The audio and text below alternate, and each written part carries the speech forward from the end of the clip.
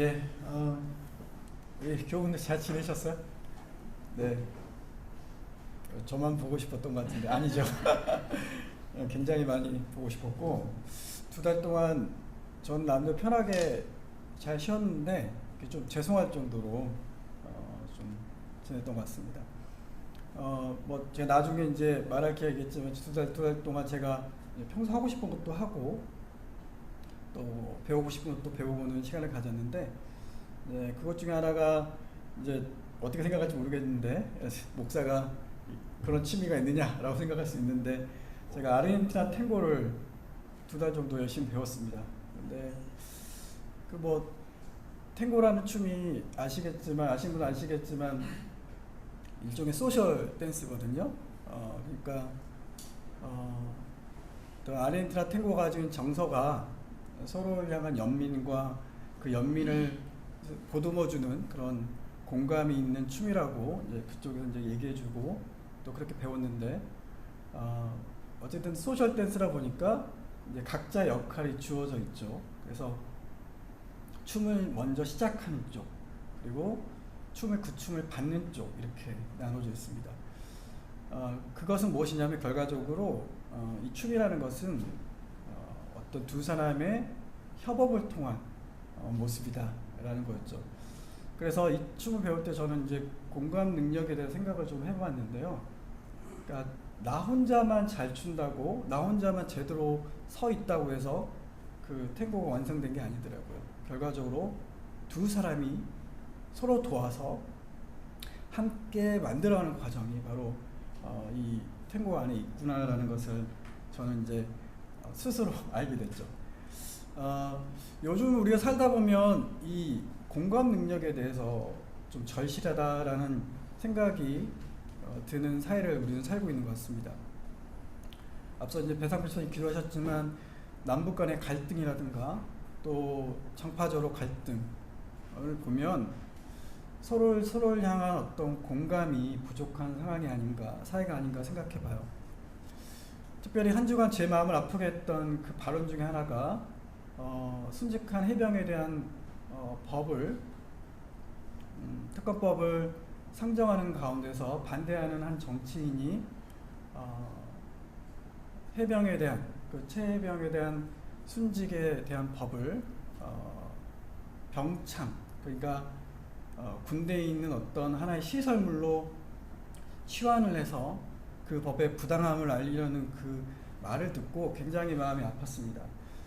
반대하는 취지는 알 수 있으나 그래도 한 사람의 생명이 안타깝게 쓰러져간 그 상황을 군부대 시설과 치환을 해서 그 자신의 논리를 설득해가는 그 모습을 보면서 이렇게 공감 능력이 떨어져도 되나라는 안타까운 마음이 있었어요.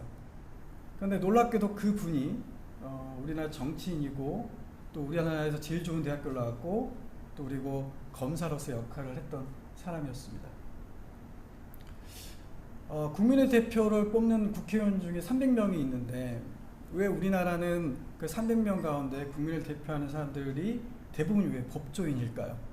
우리는 법을 다 전공한 사람도 아닌데 왜 그렇게 국회의원들 그렇게 그런 고량과 그런 권리를 가진 자리에 왜 우리 일반 사람들이 일을 하고 있는 사람들이 대표로 가지 못할까요? 뭐 여러 가지 이유가 있겠으나 제가 생각하는 것은 아마 우리가 생각하는 그 권리와 그 능력이라는 것이 바로 성공과 직결되었다고 생각하기 때문입니다. 성공이라는 것은 학업적으로나 그리고 물질적으로나 바라보는 그 개념이겠죠. 그들이 성공했으니, 그들이 능력 있으니, 그들이 똑똑할 테니 우리를 이해할 것이고 이 나라를 보다 지혜롭고 또 정의롭게 이끌어갈 것이라는 믿음이 있기 때문이죠. 하지만 여러 정치인들의 말을 통해서 우리는 공감 능력이 부족하다는 것을 알 수 있습니다. 그것으로 인해서 우리 마음이 굉장히 아프기도 하죠. 오늘 저는 성경을 읽으면서 제가 이 공감 능력을 말씀드린 이유는 오늘 성경을 읽으면서 기드온과 그리고 기드온과 함께했던 이스라엘 지파의 사람들의 모습을 통해서 이들이 분명 하나님의 은혜로 전쟁에서 승리를 했건만 그들에게 다가오는 것이 분열이었고 서로 공감하지 못한 모습이었다는 것을 통해서 우리의 신앙과 우리의 삶을 한번 되돌아봤으면 하는 바람 때문이었습니다. 제가 기도원에 대해서 네 번째 설교를 이어가고 있는데 아마 이제 다음번에 5번째 설교가 될 것 같은데요. 근데 그걸로 이제 마무리가 될 것 같은데 아마 기도원의 흥왕성쇠를 제가 이렇게 이야기하고 있는 것 같아요. 첫 번째 설교에서는 기도원의 부르심에 대해서 제가 얘기를 했고, 그 다음에는 300명을 어떻게 뽑았는지, 그리고 300명의 의미가 무엇인지를 나누었습니다. 그것은 더 적은 수에 더 작은 곳에 하나님의 능력이 있다는 것을 알려주기 위해서 300이라는 숫자가 필요했다는 것이었고요. 그리고 세 번째 설교에서는 하나님께서 바로 미디안과의 싸움에서 하나님께서 주도하셔서 그 승리를 이끄셨다라는 것이 주된 목적이었습니다. 근데 그 가운데 기드온의 자신의 욕망이 슬며시 드러나는 것을 우리는 알 수 있었죠. 그리고 오늘 마지막 네 번째 설교에서는 그 승리 이후에 기드온과 이스라엘 백성들이 어떻게 변해가는지를 한번 나눠보고 싶습니다. 7장 하반부에 보면 우리가 읽지 않았지만 기드온이 전쟁의 말미에 에브라임 지파 사람들에게 요청을 합니다. 전투에 참여해달라고 요청을 하죠. 그리고 이 에브라임 지파 사람들은 바로 요단강 수로에서 미디안의 우두머리인 요압과 스엡을 사로잡아 죽입니다. 그런데 이렇게 전공을 나눠 가진 이 에브라임 지파 사람들이 오늘 보면 8장 1절을 보면 바로 기드온과 크게 다투는 일이 일어납니다. 여기서 크게라고 번역된 단어를 세번역에서는 거세게라는 말로 표현하고 있습니다. 이 다툰다라는 말의 히브리어 리브는 이 항의하거나 불만을 표출한 의미로 이해할 수 있습니다. 그러니까 즉 에브라임이 기드온에게 나아가서 강력하게 항의하고 있는 것입니다. 이유는 왜 자신들을 미디안과의 전쟁 처음부터 부르지 않고 나중에 불렀나는 것이었습니다. 그 이유가 무엇일까요?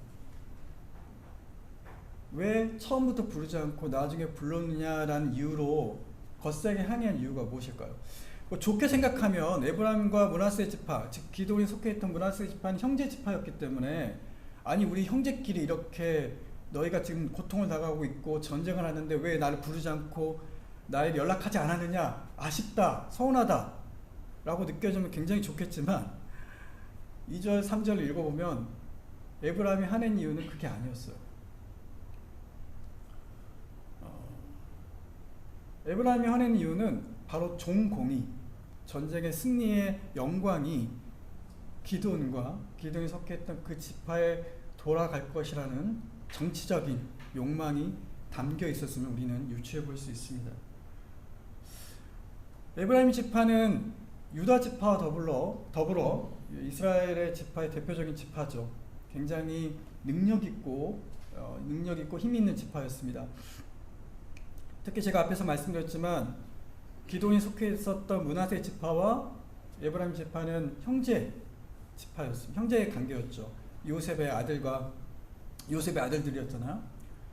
그렇게 긴밀한 지파였을 뿐만 아니라 지도를 보면 12지파의 땅의 분배도를 보면 에브라임 지파가 있었던 땅과 므낫세 지파의 땅이 바로 붙어 있음을 지도를 통해 알 수 있습니다.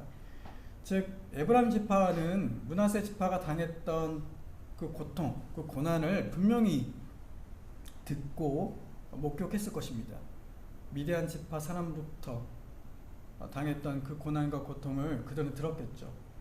그 고난과 고통 앞에서 침묵했던 그들이 기드온의 전쟁의 승리의 그 끝자락에 숟가락을 이렇게 얹습니다. 그리고 화를 내는 것이죠. 왜 지금 늦게 우리를 불렀느냐라고 말이죠.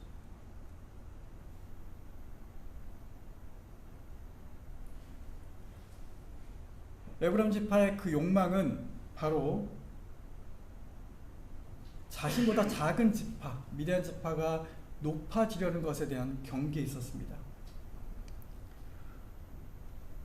그 욕망의 끝자락에서는 미디안 전쟁의 승리의 원인이 바로 하나님이란 사실을 그들은 망각했고, 동생 지파의 승리, 그리고 그 지파의 승리로 인해서 그들이 얻게 될 고통의 해방, 그것을 축하해주고 기뻐해주는 것을 그들은 망각하고 오히려 그 가운데서 자신의 정치적인 야망을 드러내고 있는 것이죠. 전쟁이 이후 일어난 첫 번째 분열이었습니다. 그런 에브라임 불만 앞에 기드온은 아주 외교적이고 굉장히 처세가 뛰어난 발언을 합니다. 2절을 보면 에브라임의 끝물포도가 아비에셀의 만물포도보다 낫지 않냐라고 말을 하죠. 에브라임의 끝물포도, 즉 추수 후에 떨어진 포도가 아비에셀, 므낫세를 지칭하는 것이죠. 아비에셀의 만물포도, 즉 추수한 포도보다 낫다라고 말을 합니다. 이 말은 에브라임이 전쟁의 끝물에 잡았던 미디안의 두 장군 오획과 스엡을 잡는 데 있어서 기드온이 그것이 바로 뛰어난 일이었다라고 치켜 세워주고, 그것이 바로 자신이 행했던 그 전쟁과 비교할 수 없는 대단한 일이었다고 그들을 높여줍니다.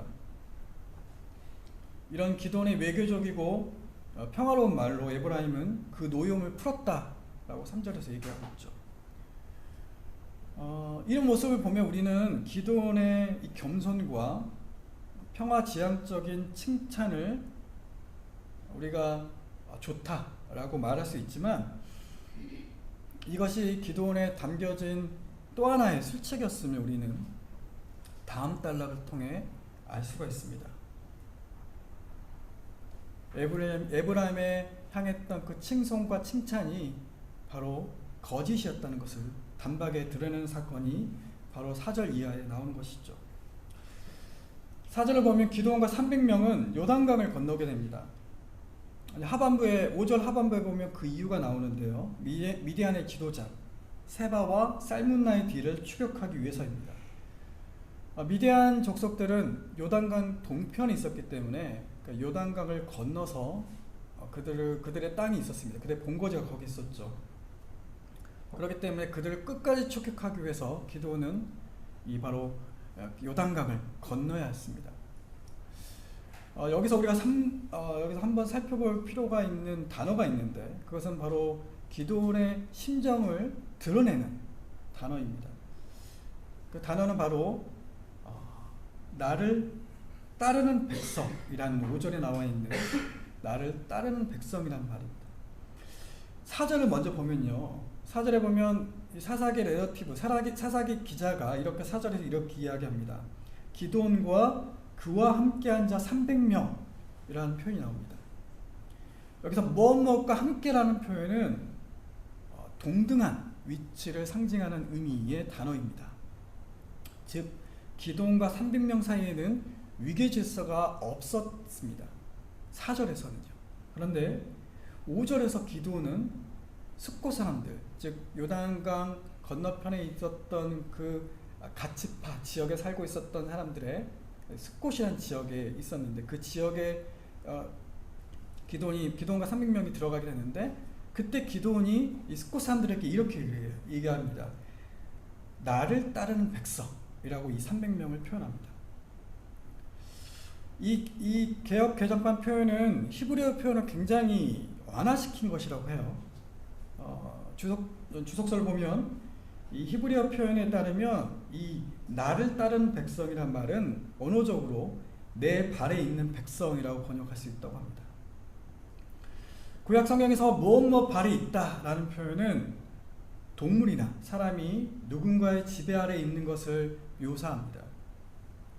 즉 4절에서 기드온과 함께했던 위계 질서가 없고 동역했던 그 300명은 5절에서 기드온에 의해서 함께하는 사람이 아니라 동역하는 사람이 아니라 그의 발 앞에 있는, 발 아래에 있는 부하로 변질되고 말았습니다. 이런 기드온의 세밀한 변화는 7장에서도 분명히 있었죠. 7장을 읽어보면 기드온이 미디안 백성과 싸울 때 군호를 외치죠. 군호를 외칠 때 뭐라고 외치죠? 여호와를 위하여, 또 기드온을 위하여 라고 외칩니다. 기도원의 이 미묘한 변화가 이 전쟁에 대해서 자신이 주도하고 싶은 욕망이 8절에서는 아주 거세게 변화가 됩니다. 우리가 읽지 않았지만 나중에 살펴볼 22절 이하에서는 그 기도원의 욕망이, 왕이 되고 싶은 기도원의 욕망이 아주 적나라하게 드러나게 되는 것을 우리는 알 수 있습니다. 오늘 4절과 5절을 통해서 기도원의 이 욕망이 바로 드러나고 있다는 것을 우리는 성경에서 암시하고 있는 것을 우리는 발견할 수 있습니다. 이것이 왜 중요한지 우리 한 번 더 본문을 읽어가면서 이해해 보도록 하겠습니다. 그런데 이 기도원이 5절을 통해 보면 아무래도 이 미디안의 본거지로 향한 그 길에서 백성들이 많이 지쳤던 것 같아요. 그래서 5절 말씀 보면 숫곳 마을 주민들에게 자신과 부하들을 위해서 음식을 제공해달라고 부탁을 합니다. 그러나 그들은 돕기를 거절합니다. 6절 말씀 보면 그 이유가 나와 있어요. 숫곳의 방백들, 그러니까 숫곳의 지도자들은 세바와 살무나가 아직 잡히지도 않은 상태에서 너에게 절대 빵을 줄 수 없다 라고 합니다. 도움을 요청한 동족들의 상황을 외면하는 이들의 처신이 참 무자비하다라고 볼 수 있습니다. 하지만 상황을 좀 더 깊게 들어가 보면 이들의 결정이 심정적으로 이해가 됩니다. 숫곳 지역은 제가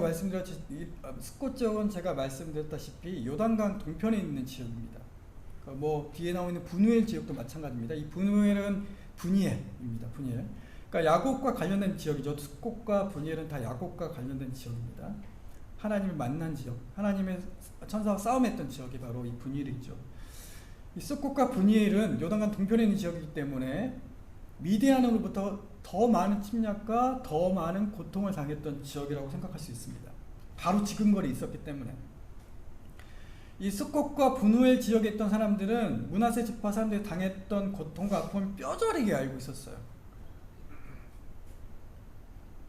그들은 만일 미디안의 이 리더들을 기드온이 죽이지 못한다면, 붙잡지 못한다면 미디안이 다시 군대를 정비해서 돌아와서 기드온을 도운 마을들을 멸절할 것이라는 것을 그들은 예상을 했습니다. 아주 현명한 판단이죠. 그 두려움이 너무나 큰 나머지 그들은 이웃의 필요와 요청을 외면하고 맙니다. 그런데 이들이 단순히 그냥 외면하면 좋은데, 그런 상황을 좀 설득을 하고 설명하고 그런 것들을 좀 양해를 구하면 좋은데 좀 그렇지가 않은 것 같아요. 세번역 성서를 보면 이들은 단순히 외면한 것이 아니라 비아냥거렸다라고 덧붙이고 있습니다. 유진 피터슨의 메시지 성경을 보면요, 그것이 부질없는 일이다 라고 이 숫곳 지역의 방백들이 이야기하고 있다는 것으로 이렇게 번역하고 있습니다. 위험을 무릅쓰고라도 용기를 내서 동족들을 돕지 못하는 것이 잘못이라고 할 수 있습니다. 하지만 더 큰 이들의 실수는 그들의 태도에 있습니다. 물질적으로 실질적으로 도움을 주지 못한 상황이라는 것을 그들은 알고 있었지만, 이방 민족과 싸우는 그들, 하나님 부르심을 받고 그들과 싸우려고 했던 이방 민족들과 전쟁을 하는 그 동족들에게 그들은 비아냥거리고 쓸모없는 일이라고 조롱하는 일을 했다는 것이죠. 그 원인은 무엇이 있습니까? 그 온 밑바닥에는 미디안 군대에 대한 두려움 때문이었어요. 바로 세상 권력에 대한 두려움 때문에 그들은 그들과 싸우려고 하는 동족들의 그 용기와 그 결단을 조롱합니다. 그들의 필요를 채워지지 못하는 것은 어떻게 보면 현실적으로 이해할 수 있어요. 하지만 더 큰 문제는 그것들을 무시해버리고 아무 의미 없는 일도 만들어버리는 실수를 그들은 저지르고 만 것이죠. 에브라임 지파가 그 욕망으로 인해서 백성들의 므낫세 지파가 당했던 고난과 아픔과 해방의 기쁨을 무시했다면, 여기 나온 숫곳 지역에 있는 사람들은 그 외부의 권력으로 인해서 동족들이 행하고 있는 일에 대해서 동감하지 못하고 공감하지 못하고 오히려 그들의 필요를 채워주기는커녕 그들에게 조소를 남발하고 있는 것이 오늘 본문에 나와 있는 이야기입니다. 두 번째 분열이 일어난 것이죠. 그런데 여기서 반전 아닌 반전이 등장합니다. 바로 기드온의 태도예요. 여러분, 에브라임을 대한 기드온의 태도는 어땠습니까? 치켜 세워주죠. 니들의 상황 이해해. 너희들의 모습 내가 이해해. 라고 외교적으로 평화적으로 반응합니다. 그런데 오늘 스콧 지역 사람들에게 또 분유의 지역에 있는 사람들에게는 아주 매서운 말을 내뱉습니다. 아주 폭력적인 반응을 보이죠. 7절을 보면 들가시와 찔레로 살을 찢는다 라는 표현이 나와 있습니다. 그 행동이 어떤 것인지 정확히 알 수는 없지만 아마도 고통스럽게 만들겠다는 의미는 분명합니다. 분유의 사람들에게도 똑같이 경고를 하죠. 아마 분유의 사람들도 기드온의 요청에 대해서 이렇게 똑같은 반응을 했겠죠. 9절에 이렇게 얘기하죠. 망대를 헐어버리겠다 라고 얘기합니다. 동족인 자신의 같은 백성인 이스라엘 족속들을 향한 기드온의 모습은 분노였습니다.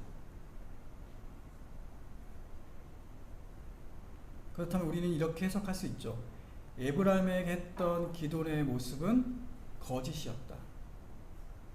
그들의 평화, 그들과 평화를 이루고 그들을 공감하려고 했던 기드온의 노력은 욕심이었다. 에브라임은 큰 지파고 또 능력 있는 지파고 또 형님 지파이기 때문에 그들을 칠 수가 없었던 것이죠. 하지만 자기보다 약한 족속으로 여겼던 사람들에 대해서 기드온은 아주 맹렬한 언어로 그들을 저주합니다. 왜 기드온이 이런 모습의 변화를 가졌던 것일까요?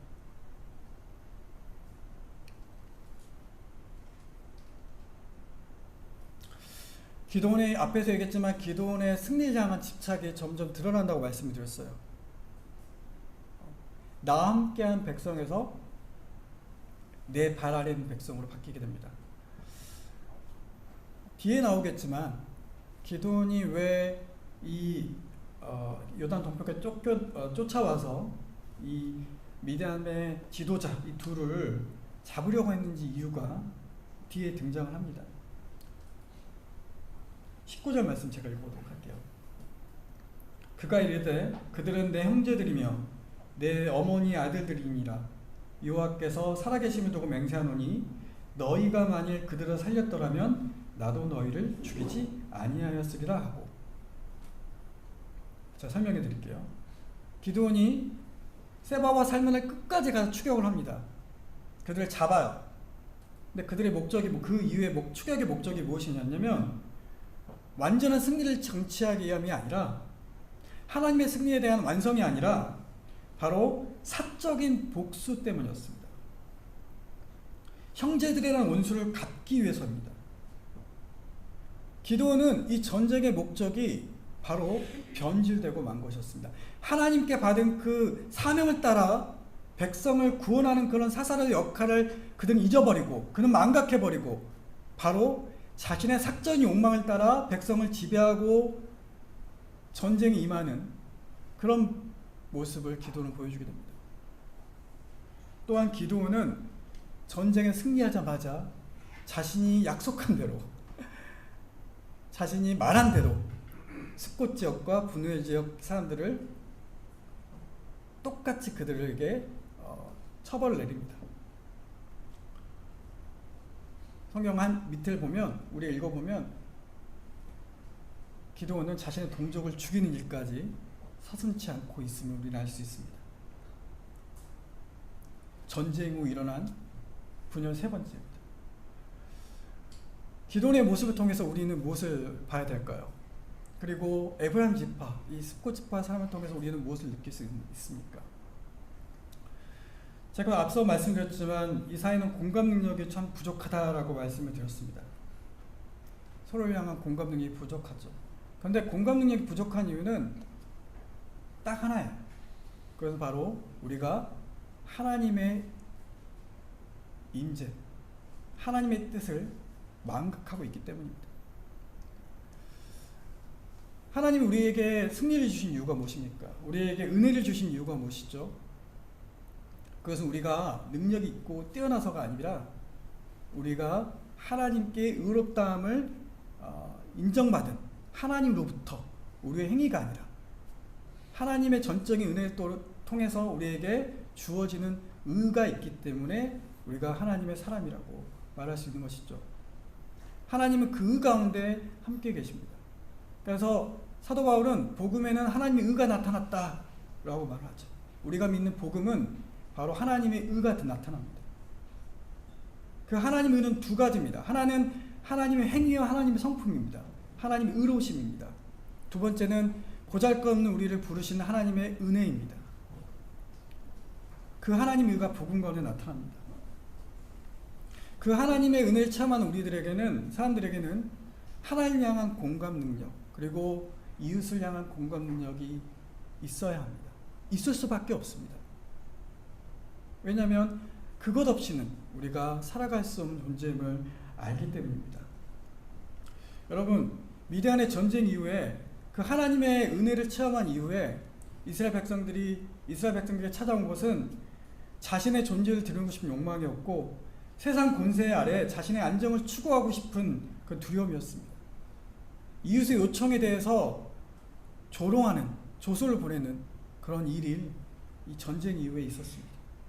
더 나아가서 기드온은 자신의 욕망대로 백성을 이용하고 발 아래에 두고 심지어 죽이는 일을 저지릅니다.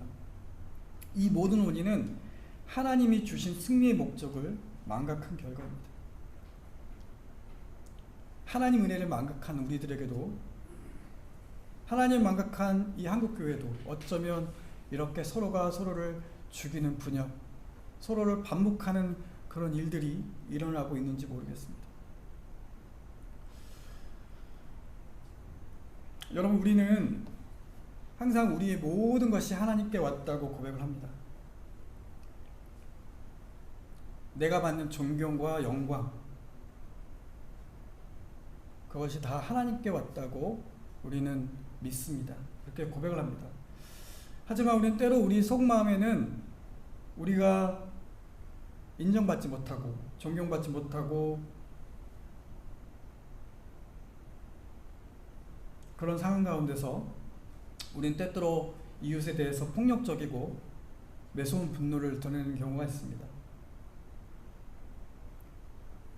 기드온의 전투의 승리가 기드온에게 나타난 최악의 이름을 사사기는 역설적으로 우리에게 보여줍니다. 우리도 마찬가지입니다.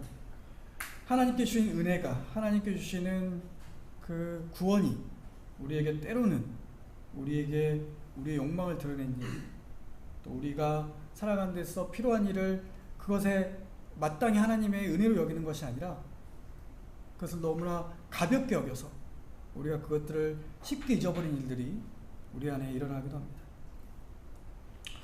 한 가지 예를 들어보겠습니다. 경제적으로 성공을 통해 자신의 가치를 입증하려고 열심히 일하는 한 사람 우리가 상상해 봅시다. 여러분, 그에게 일어날 수 있는 최악의 일은 무엇일까요? 열심히 부자가 되기 위해서 열심히 일하는 사람들에게 나타난 최악의 결과는 아마도 실패겠죠. 직장이 실패겠죠. 하지만 그 실패를 통해서 그 사람은 최소한 직업적으로 자신이 성공하고자 했던 그 우상화 과정을 멈출 수 있습니다. 그 사람은 자신의 신분과 돈이 자신을 성취시켜주지 못하는 것을 깨달을 수 있습니다. 어쩌면 그에게 일어날 수 있는 최악의 일은 어쩌면 직업적 성공입니다.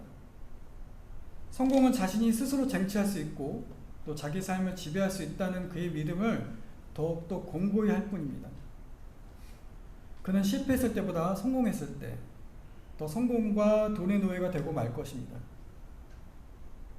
또한 그는 교만하며 남들보다 우월하다고 느낄 것이고 남들이 복종하며 엎드려 절하기를 바랄 것입니다. 기도는 7장 15절에서 자신의 연약함을 알았고 오직 하나님의 전적인 은혜로 이 미디안 전쟁이 이길 것이라는 것을 그는 믿었습니다. 하나님을 경배합니다. 하지만 오늘 결과 그는 그 성공과 그 영광이 그 명예가 하나님이 아니라 자신에게 돌아오고 있음을 욕망합니다. 그 기도는 자신을 부르시고 무장시킨 그리고 확신을 주신 그 하나님을 완전히 잊어버리고 만 것입니다. 그 망각이 바로 분열을 가져왔습니다. 사랑하는 교우 여러분, 우리는 우리의 구원과 우리의 은혜가 우리의 선행이 모든 것이 은혜의 선물이고 그것이 우리의 공로가 아닌 것을 우리는 고백을 합니다. 하지만 그 고백과 그 은혜에 대한 신뢰가 너무나 일상적이고 너무나 우리에게 주어진 거기 때문에 삶을 살다 보면 그 은혜와 그 구원을 우리가 쉽게 생각하는 경우가 있습니다. 근데 그때 여러분 가장 주의하십시오. 그때가 바로 우리가 하나님으로부터 분열되기 쉽고 이웃으로부터 분열되기 쉬운 시점입니다.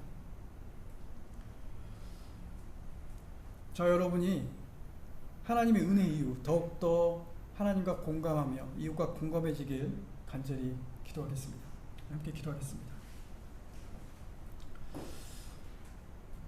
사랑하는 하나님 감사합니다. 우리가 세상을 살아갈 때 서로 믿고 배려하며 또 하나님이 주시는 그 사랑을 나누는 그 교회, 그런 교인으로 살아가기를 진심으로 바라고 있습니다. 그러나 하나님 그렇게 살기가 쉽지 않은 우리가 이 시간 고백합니다. 내 안에 있는 욕망과 높아지려는 욕심, 교만해지려는 그 마음이 하나님의 자리를 대신 차지하고 우리의 삶과 우리의 인간관계와 우리의 모든 순간순간의 지배자 역할을 우리가 하고 있음을 하나님 이 시간 진솔하게 고백합니다. 하나님 주신 인생, 하나님 주신 선물 우리가 정말 그렇게 가볍게 살아야 할 텐데 우리가 하나님의 눈치와 하나님의 마음에 공감하기는커녕 세상의 눈치 또 세상의 권력에 더욱더 우리 마음을 두는 우리의 연약함 주님 용서해 주시고 이 시간 더욱더 우리에게 주신 하나님의 은혜를 유지하며 이 세상 가운데서 분열이 있는 삶 가운데 우리가 더욱더 하나님의 자녀로서 평화를 이루는 삶을 살아갈 수 있도록 주님 인도해 주십시오. 예수 이름으로 기도합니다. 아멘. 네, 오늘 광고 말씀은 세조 목사님 국외 출장 중이신 관계로 제가 대신하게 됐습니다. 건강하게 출장 마치시고 오시도록 항상 기도해 주시기를 바라겠습니다. 자, 오늘 설교에 대한 질문이 있습니다. 질문 있으세요?